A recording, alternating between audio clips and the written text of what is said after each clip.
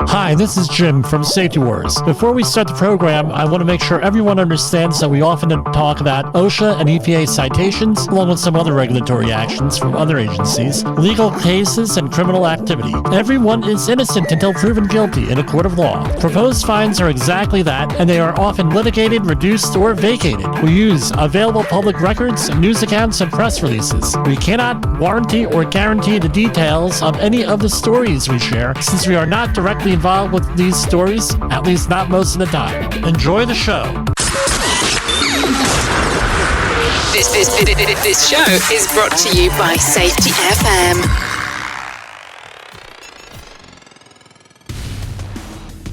And from the border. Nah, we're not on the border. We're in the land of liberty and prosperity.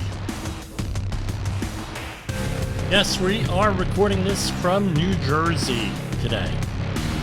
How's everybody doing? I hope everybody enjoyed their few days off for the Independence Day holiday. Lord knows I did.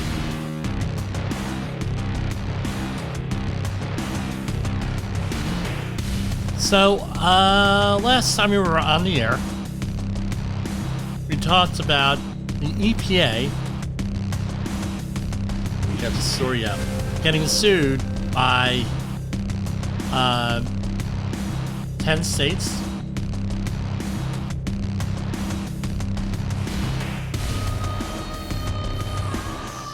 Right over, what is it now? The wood-burning stoves.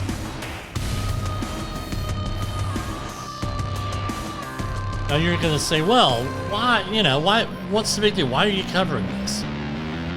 Because it swerved into a big thing that's going on. It always goes on with the issue attention cycle, right? And first time I heard of the issue attention cycle was in graduate school. In a article from way back in 1972, Up and Down with Ecology, the issue attention cycle. I guess now it's a classic, written by a guy by the name of Anthony Downs. I believe he passed away a couple years ago, but this is like really important because this is, he described, and I don't believe he was the first one to describe this. He applied first. He was the first one to apply it to what they called then ecological issues. Now we would call it environmental issues. But this whole cycle seeps into the way a lot of organizations run their safety and environmental programs. So what is that? All related here. Number one, you have what is called a pre-problem stage, meaning you have a problem that gets defined, whatever that is, however you want to define it. Then you get alarm discovery. Oh my gosh, this is going on. I can't believe it. Oh no. And then it moves on into the, man, that's going to cost a lot of political capital, a lot of money for us to go and fix that. And it's going to require these massive laws and everything else to go and handle that, right? And then there's a gradual decline in public interest. The public's not paying attention to it, or whatever the stakeholder group is not interested in it anymore.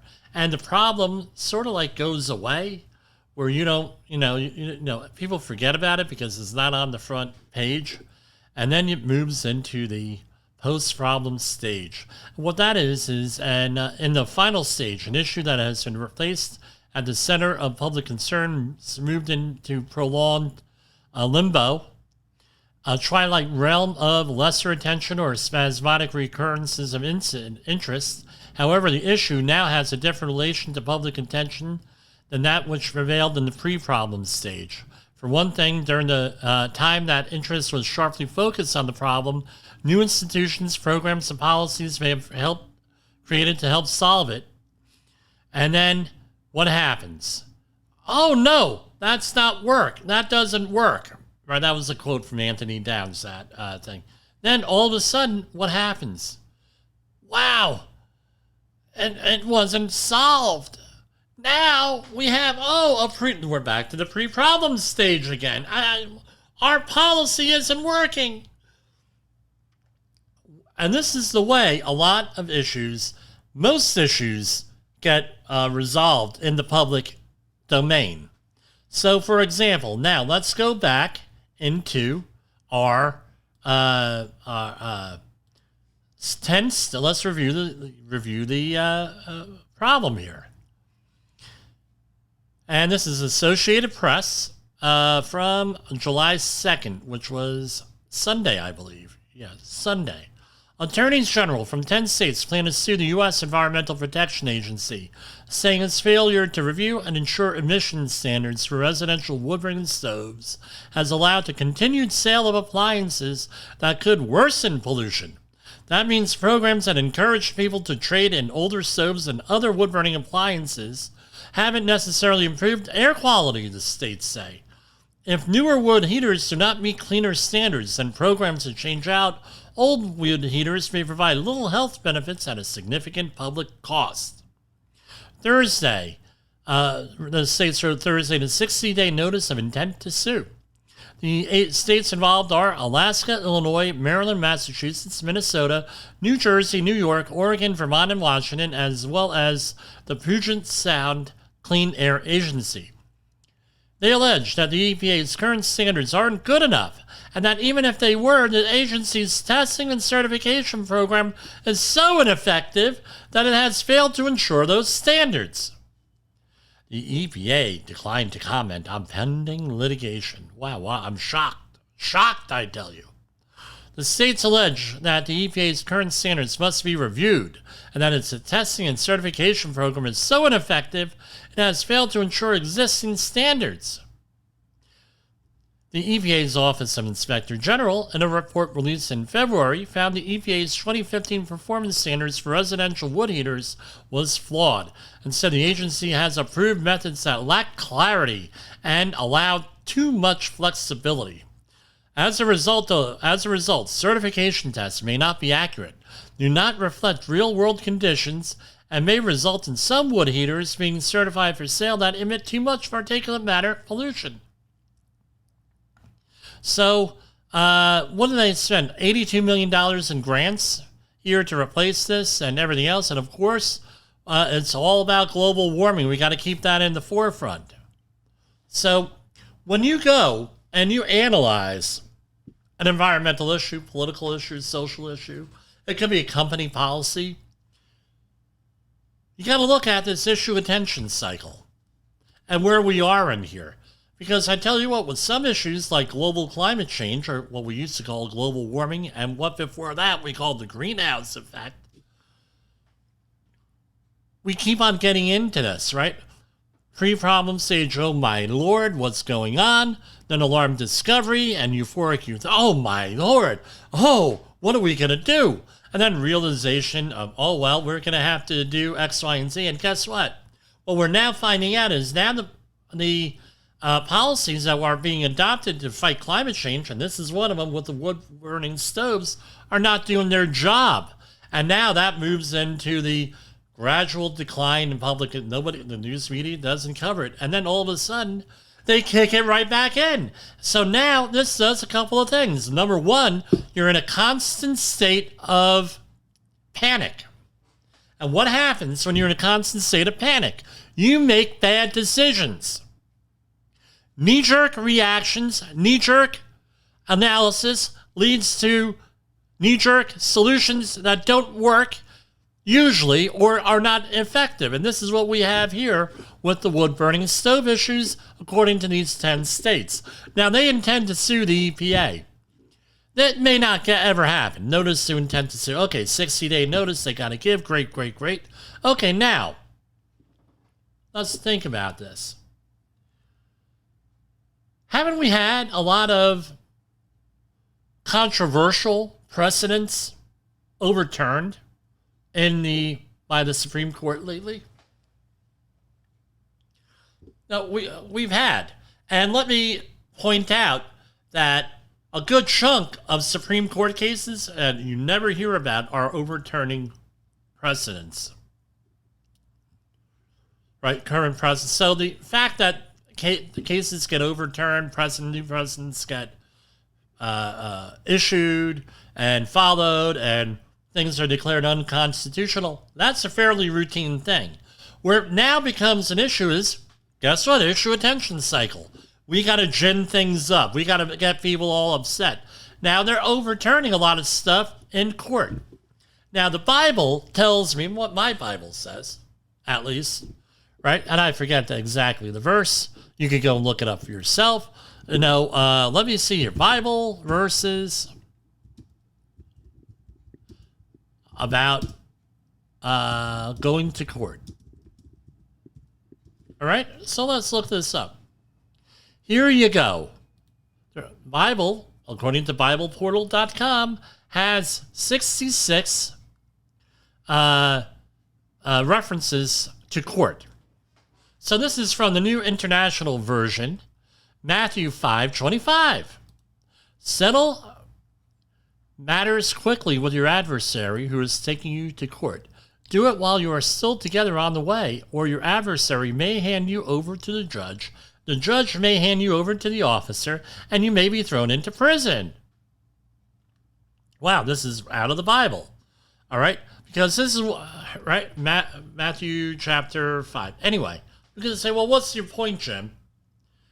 Once you get into court, there's no telling what's going to happen. You may end up having the Supreme Court saying, this law is unconstitutional. Why are we even here? Why are we doing this? It may not go the way that you think it's going to go. I had pointed this out with the recent ruling with the guns, right, last year. You can go look up that ruling, where I said in 2009, because this was a local New York's case in Westchester County, where they didn't allow someone to have a concealed carry permit. I said, I think they're messing with the wrong person here. I think this, based on what I've read, and I got to read some of the legal briefs because I had access to them, and the lawsuit, I said, they might get, eventually, they have a lot of money behind them, number one. And number two, this might eventually get this overturned, all these concealed carry laws. So they may not be going down a good road here. I'm going to say this with this. And everyone knows I spent a mint on a brand new wood-burning stove last year, right? All modern and everything else. And lo and behold, guess what? That might have not been necessary if all these laws get overturned with that. And I tell you what, the secondary market on wood-burning stoves that don't meet these requirements is obscene. And also, you can also buy the old stoves without the catalyst online. No restrictions out there. I don't know where you're getting them. I don't know if they're NFPA approved. I don't know, or anything like that. And I tell you what, if you're getting them into your house, they had better be meet all the legal requirements, NFPA requirements, and everything else, because I tell you what, that house catches on fire because of that stove, you may not be covered. That's what I'm told by insurance agents. Check your own policy as usual. And that's what we're going to open up with here in my monologue.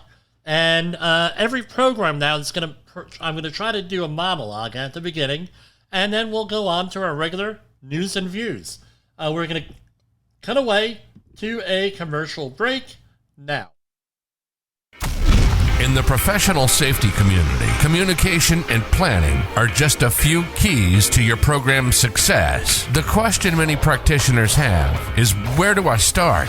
Dr. Jay Allen, the creator of the Safety FM platform and host of the Rated R Safety Show, has built a global foundation to help you along the way. Go to safetyfm.com and listen to some of the industry's best and most involved professionals, including Blaine Hoffman with the Safety Pro, Sam Goodman with the Hop Nerd, Sheldon Primus with the Safety Consultant, Jim Pozell with Safety Wars, Emily Elrod with Unapologetically Bold, and many others.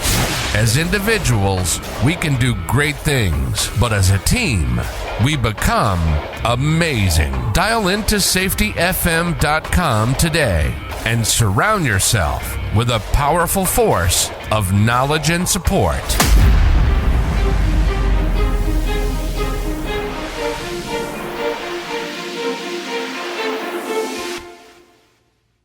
OSHA recordables, catastrophic losses, environmental disasters. You want answers? So do I. This is Jim Posel with Safety Wars. That's my daddy!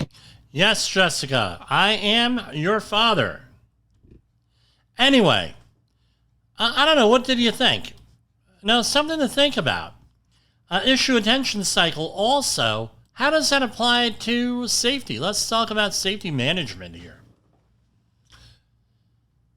Okay, I know somebody who does this, right? And guess what? He doesn't. He stopped doing it once I pointed out to him about different things, because he was not getting a job, and people were like not wanting to work with him because he kept doing this. As I was reminded today by several experiences. A lot of the companies out there, the smaller contractors, maybe the contractors and workplaces where they don't have a full-time safety person who are maybe trying to get one, they're trying to work safe. They're not evil companies. They're just smaller companies. They can't afford a full-time safety person. They don't have the wherewithal, or no, one of the things we try to do is we're involved in continuing education and everything else. No, the companies don't have it. That does make them an evil company. They get a safety professional out there. So for example, today I was discussing with a contractor what OSHA recordable was, right? And recordability and everything else. And I had, went through the whole thing. They said, we didn't know that. I said, well, were you 30-hour outreach trained? And they said, yeah, 30-hour outreach trained, but they didn't go into what recordability was and everything. Our company just told us X, Y, and Z. And I said, well, that's not exactly true. And so what happens is there's a lot of companies out there, especially in the construction industry, smaller companies. And what ends up happening is a safety professional goes out there and says, hey, oh no, we have a pre-problem stage here. We have this thing. Then, oh my Lord, oh wow, hey, you got a problem here. You got to do this. You got to do training. You got to do this. Blah, blah, blah, blah, blah. And then, it's going to cost you a mint, but you know what? You got me, and you got to pay me, and you got to get more. Or I know a friend who does X, Y, and Z. Oh, no.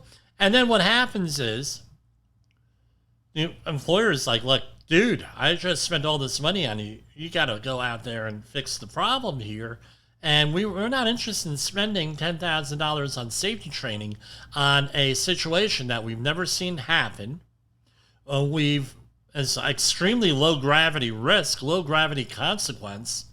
Can we do this internally? And do you have a way of maybe doing this internally so we could still be in compliance and everything else? So we don't have to blow $10,000 on training classes? No, is there a way we could do this legitimately? Is there a quote unquote good enough thing where maybe we don't need a full blown training course on this, but maybe only on what we're doing?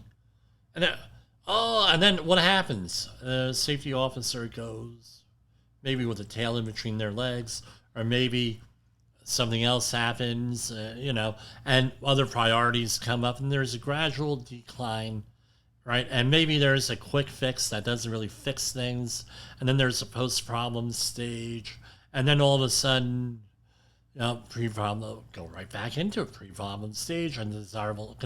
Oh no, and then go. This wasn't done. Blah blah, and then it starts all over again. Maybe it's for the same issue. Maybe it's something else. And guess what happens? Safety professionals, the next guy that might come in is going to say, "Look, that's not a problem. But we can fix that," type of thing. Not a big deal. Now you made yourself look like a fool, or maybe the person your employer gets, and it does happen, they get other consultants, other people involved that don't tell you.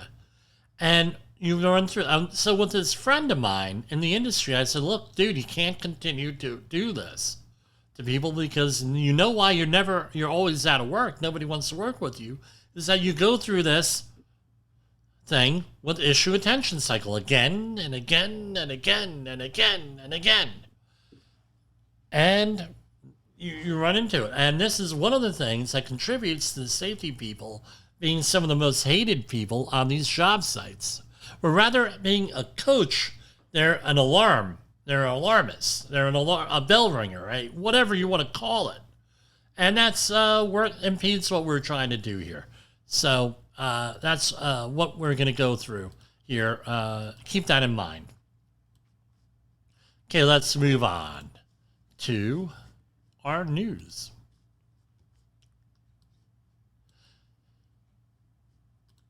This is off of the OSHA.gov website. They released one story today. For the third, a federal investigation into a 20-year-old worker's death in Alabama finds the sawmill operator again ignored machine safety requirements. For the third time since 2020, the operator of a sawmill in Alabama, Connecticut, Florida, Massachusetts, Mississippi, and Virginia failed to follow federal workplace safety standards across its organization. Remember, all of these have the same EIN number, right? Employer identification number. That's like the social security number.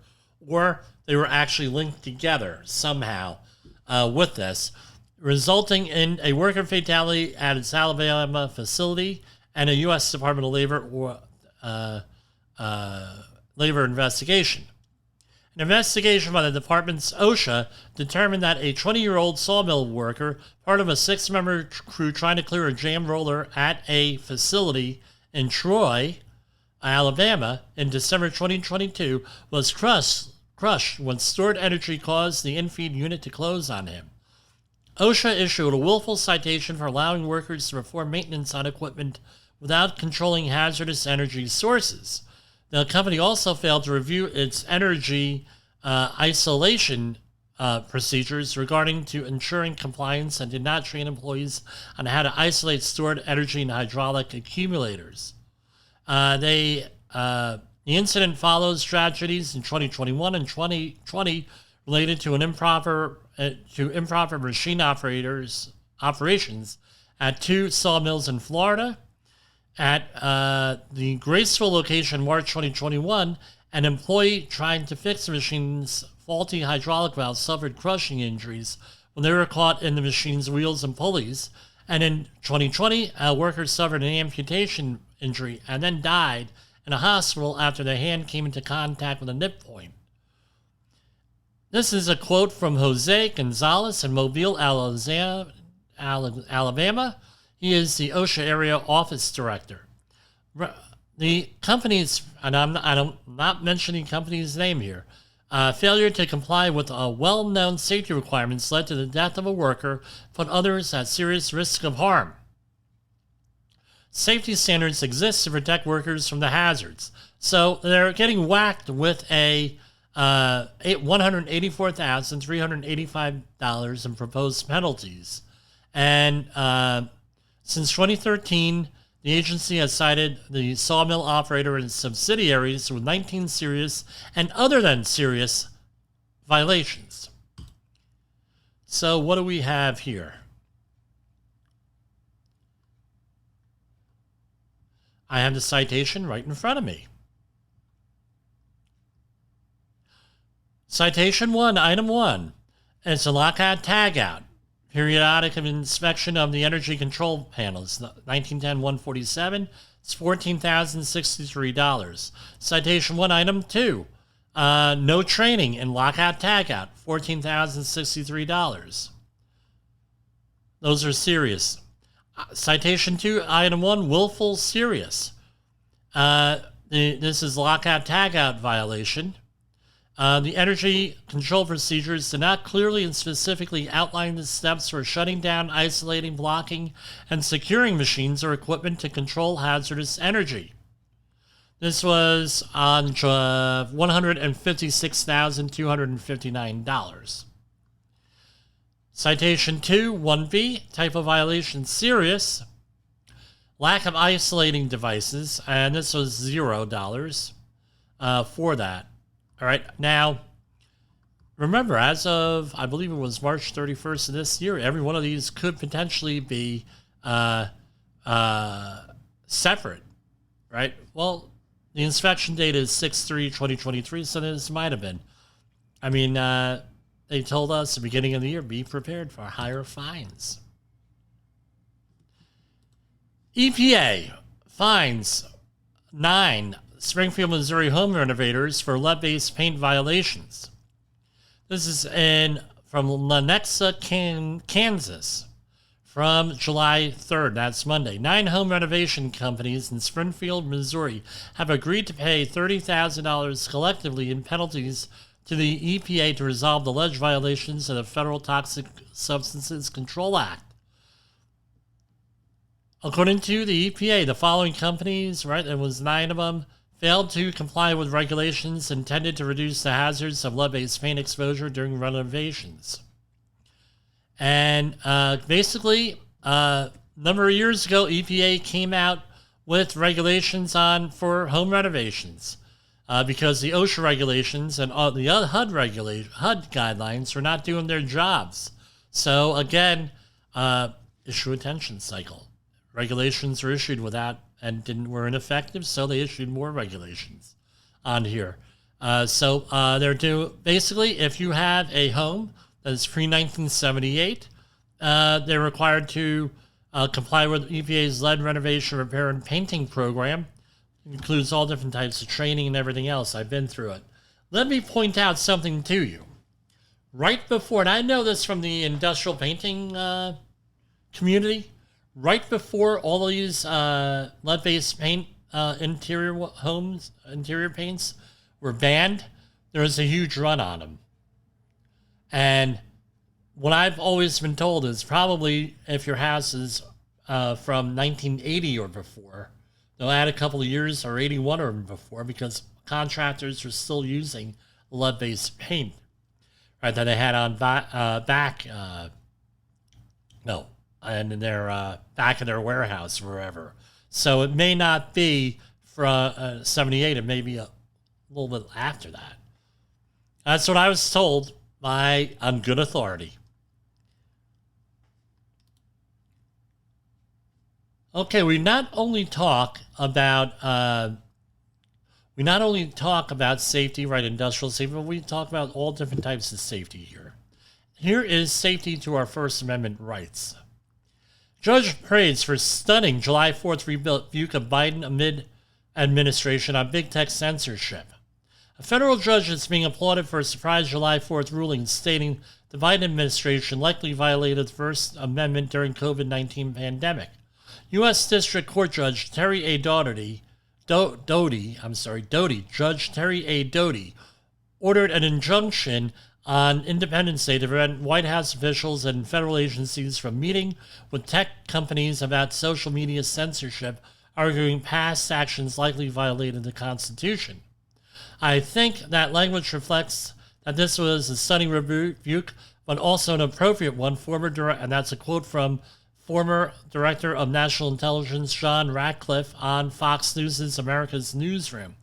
The holiday injunction was in response to recent lawsuits from Louisiana and Missouri attorneys general. The suit alleged that the White House coerced or significantly encouraged tech companies to suppress free speech during the COVID-19 pandemic. Several officials and agencies, including some of Biden's cabinet members and White House Press Secretary Karine Jean-Pierre, have been barred from contacting social media companies in efforts to suppress free speech. I think that this is probably going to be appealed. That's what I'm looking at here. This is somewhat of a local story here, and this story is not showing up. Hold on.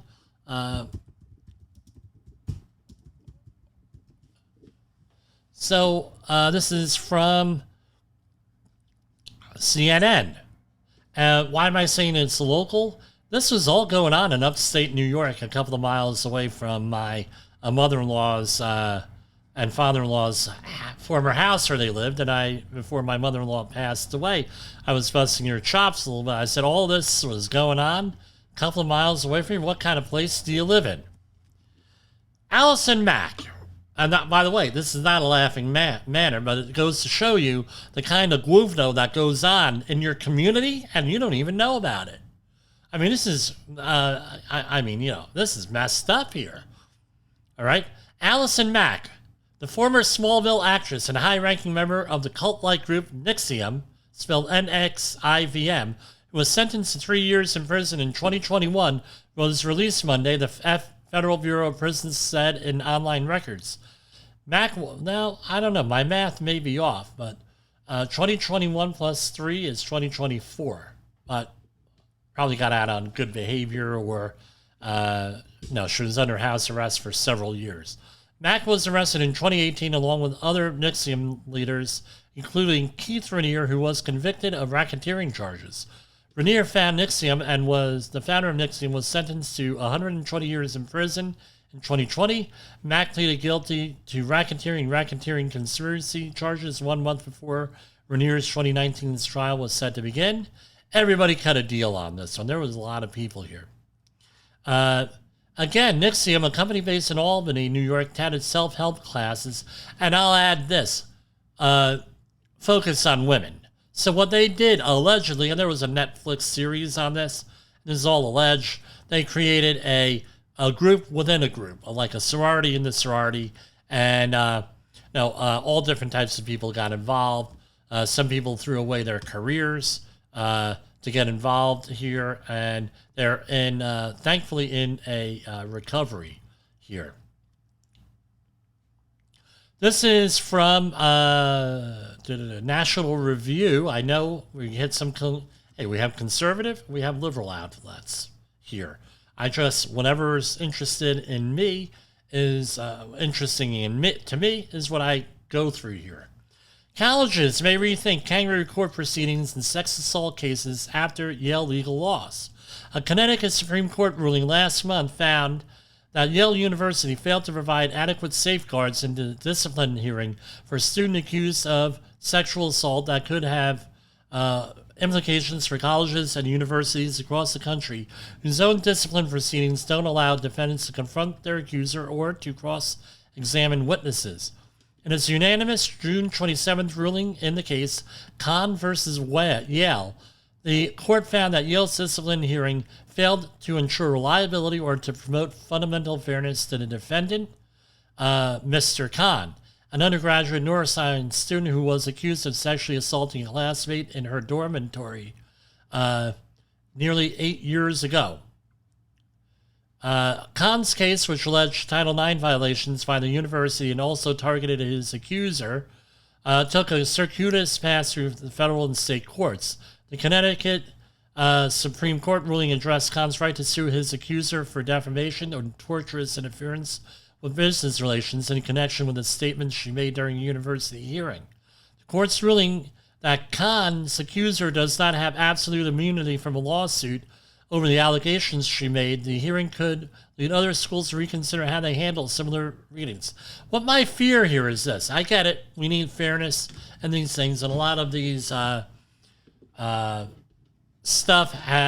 of these colleges have been accused, some legitimately, some not, of shenanigans in the disciplinary process when it comes to all different types of things, including sexual assault. I know of cases when I was in college back in the ancient days where my roommate got caught with accusations that were not true, and they ended up going and getting into big trouble. I know that the accusations weren't true. We all testified on his behalf that they weren't true, but guess what? He still lost, and it was unfair. And his attorney just said, just take the punishment. They're not going to expel you. Just take the punishment and move on. And what ended up, so I get this, wrongfully accused. It wasn't a sexual assault case. It was with another type of alleged violation that never happened. I get it with this, all right? But here we have a situation. They go to court here. It goes through court. A issue gets resolved. Now, I tell you what, we're going to have women and sometimes men. By the way, I know a man who got sexually assaulted at college, right? I not want to report these things, right? And that are legitimate cases, and that's what my fear is here, right? Where now we're going to have legitimate cases that go unreported, and I can get the illegitimate cases not, all right, great. We manage, I know they're out there. But I'm sorry. These are legitimate cases. I am being, I can't really talk about it, but I'm being consulted on one of these cases, a high-profile case, right now on this that I can't really go into. And some of the stuff is horrific, the accusations and the evidence. And I just hesitate to, think where this is going to lead to. Is this going to be back to what the 1980s were, where it was a free-for-all, 1970s? People did whatever the hell they want without any, guess what? Now we're going to start suing alleged victims here. I don't know. I don't know where this is going to go. Again, that's another battle in the safety war. Is your safety training old, stale, and hackneyed? Is your safety trainer still preaching a warped version of behavior-based safety? How about safety training that actually addresses your hazards in your workplaces and is not standardized baloney from 25 years ago? Contact the Safety Wars team at safetywars.com or call Jim Posel at 845-269-5772. Remember, if you're receiving this message, you are the solution to unsafe workplaces. Okay, efforts. Here we go.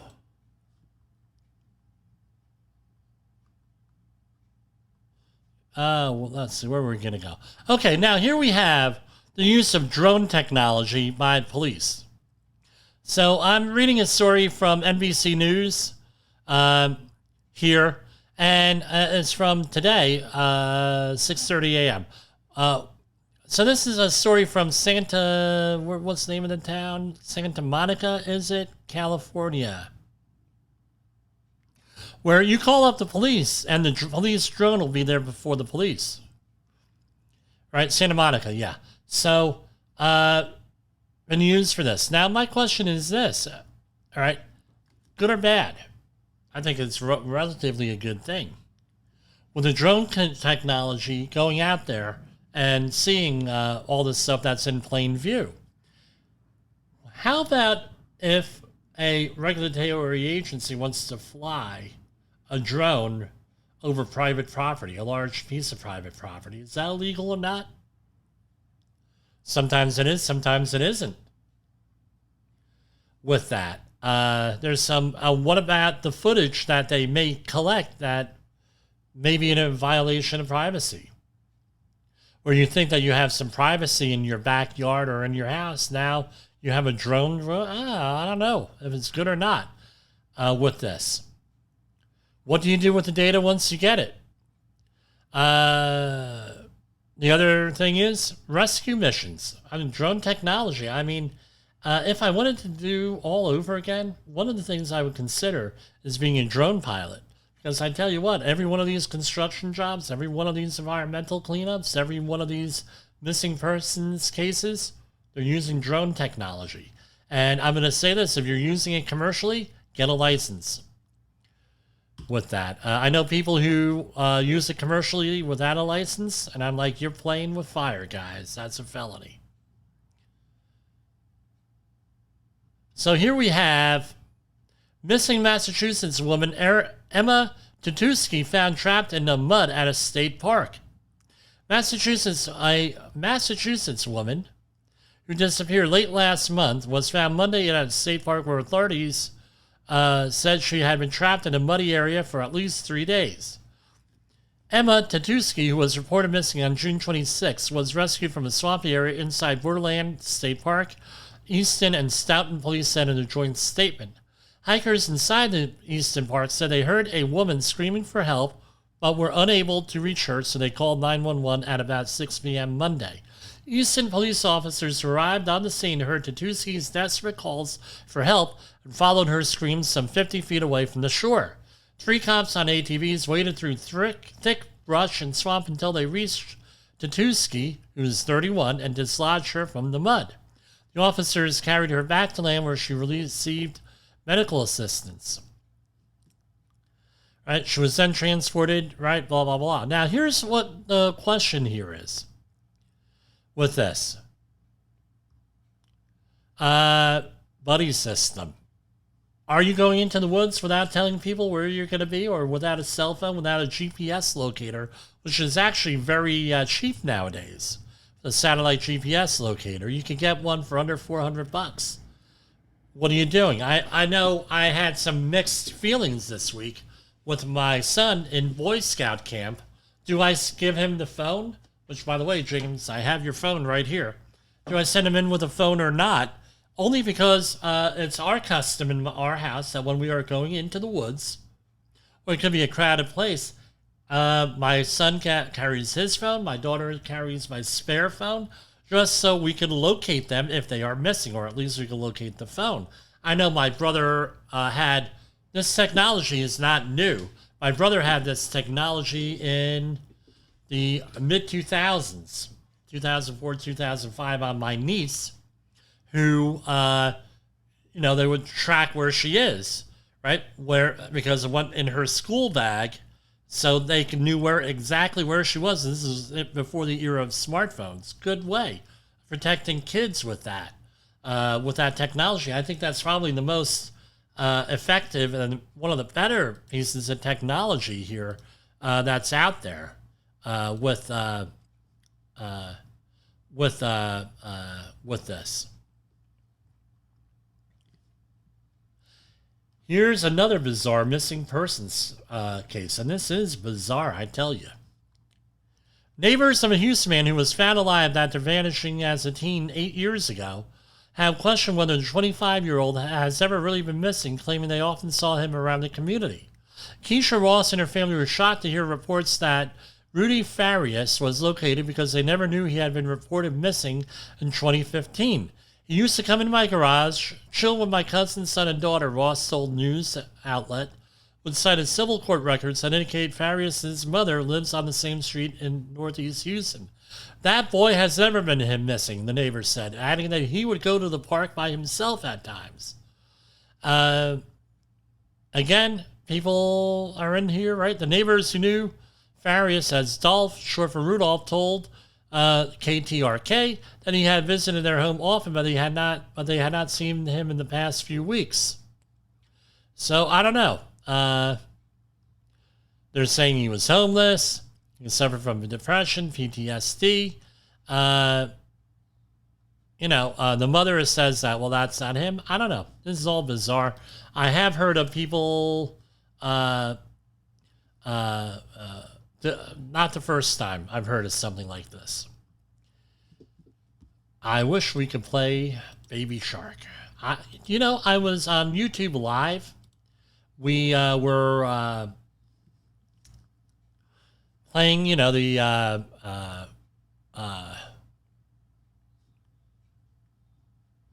we were playing, my son's games. And in the background, with the walk-up music, I got dinged on YouTube for walk-up music being on there, playing in the background, that I had no control over. They cited me for copyright abuse. Wow. I guess we're not allowed to do that anymore. So there are reports of sharks all over the place. Here we have a school of 50 sharks closes down Long Island Beach on 4th of July after 2 teens were bitten. Right, so here we have a school of about 50 sand sharks. This is from the New York Post. Was spotted off Long Island Beach Tuesday, off of Long Island Beach. Just hours after a girl was bitten at the same beach and nearby, a boy suffered injuries in the first confirmed shark attack. The sharks were seen schooling around 200 yards off Robert Moses Beach around 8 a.m. before the beach is open for the busy 4th of July holiday, as staff conducted a precautionary check of the waters. There were about 50 sand sharks that we saw. Obviously, we did not open for swimming at 8 o'clock when lifeguards came on duty. Gorman said that staff monitored the school of sharks, also known as sand tiger sharks, with surveillance drones. Drone technology, right? And for about an hour and a half before they determined the beaches were safe to go on. Now, here's my question. Since the advent of this drone technology, they're finding all different kinds of stuff floating around in the water. So these sharks, a lot of times I suspect, were there all the time, but we never saw them because we didn't have drones. Here is from the Epoch Times. Suicides among active duty military increased for the first 3 months of this year compared to the first quarter of 2022, according to a new Pentagon report. The number of military suicides rose 25% from 75 in the first quarter of 2022 to 94 in the first quarter of 2023, according to the report. This was the highest number of active duty suicides since 97 were reported in 2021. Again, if you have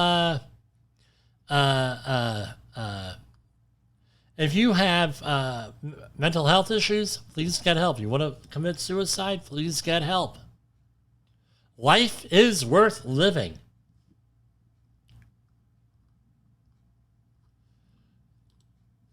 Family plans to sue ride operator after a 6-year-old boy falls 40 feet in a zip line incident.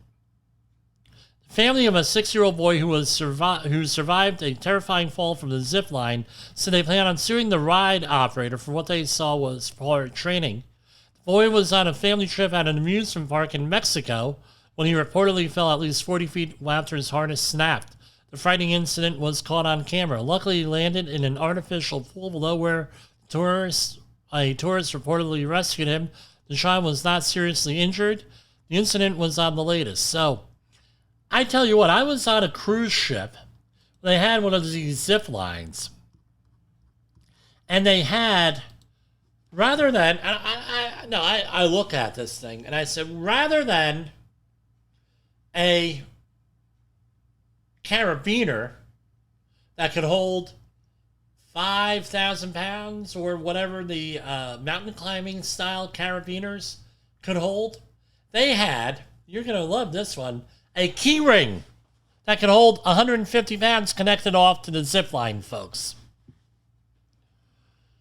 I pointed it out to the cruise ship.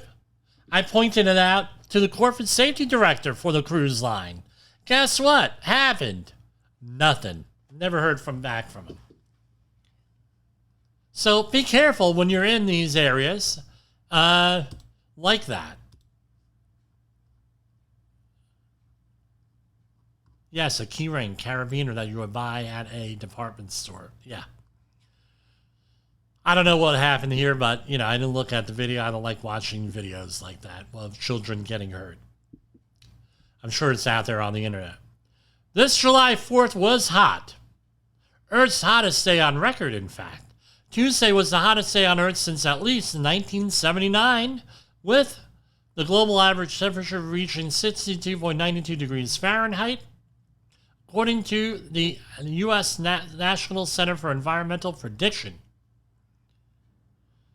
As a result, some scientists believe July 4th may have been one of the hottest days on Earth in around 125,000 years. So it was hot in the past, too? Really? I'm shocked, I tell you, shocked. Anyway, again, issue attention cycle.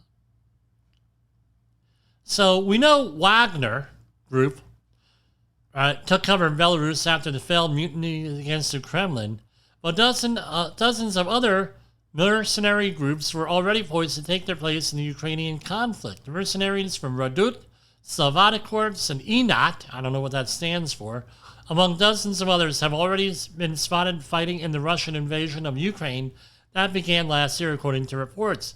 Mercenaries from Rudat, also known as Rudat Anti-Terror, were among the most prominent and were some of the first to enter the conflict in Ukraine, according to Russian news reports.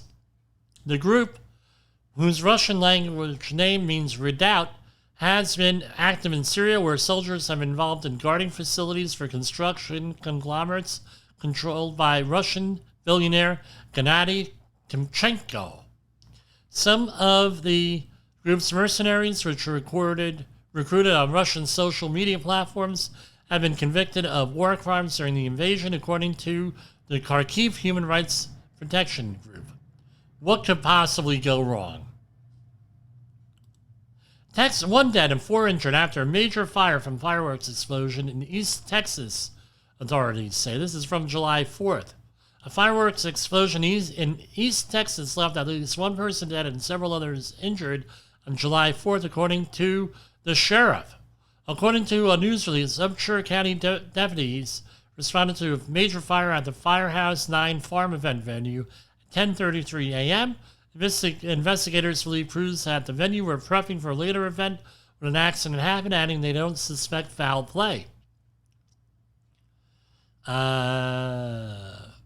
Again, have the professionals do. I mean, I went out and bought fireworks.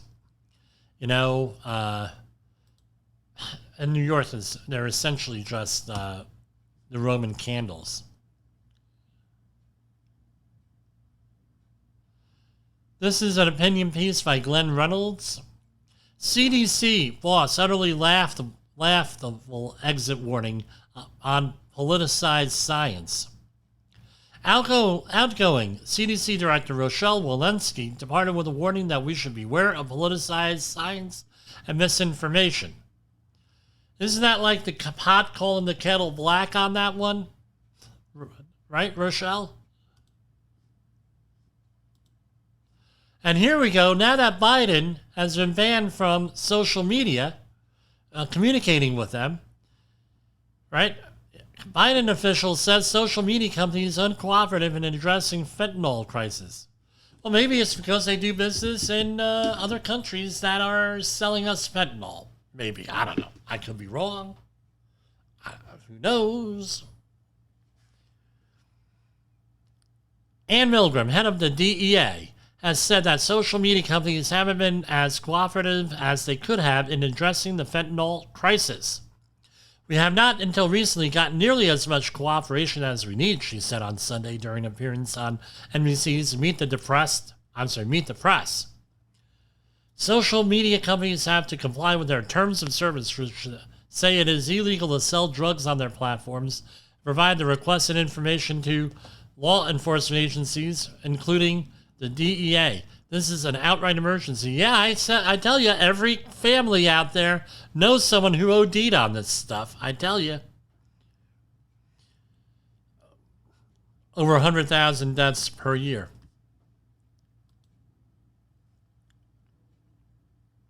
Efforts this is from rollcall.com. Efforts to refill FEMA disaster fund faces competing priorities. House Democrat and Senate Republicans each have bills to add to the $11.5 billion. Some House lawmakers who represent hurricane-prone districts want an emergency spending bill to ensure the government does not run out of money in the FEMA's disaster relief fund, joining a small but growing Senate effort. Representative Jared Moskowitz, Democrat of Florida, former Florida Emergency Management Director, dubbed the Master of Disaster during the COVID-19 pandemic, introduced legislation last week that would provide $11.5 billion in supplemental funding, right, for the disaster relief fund. Delaware James C. Moylan, Republican from Guam, has also signed on. Though Guam has a lot of disasters, right? But let's remember, even though they can talk about stuff in committee, these people from Guam, these representatives, have no voting authority except in committee, and I think it's more procedural than anything. Procedural votes. Could be wrong on that. So, FEMA will probably run up a $10 billion deficit by this fall. What do we got here? Anything else?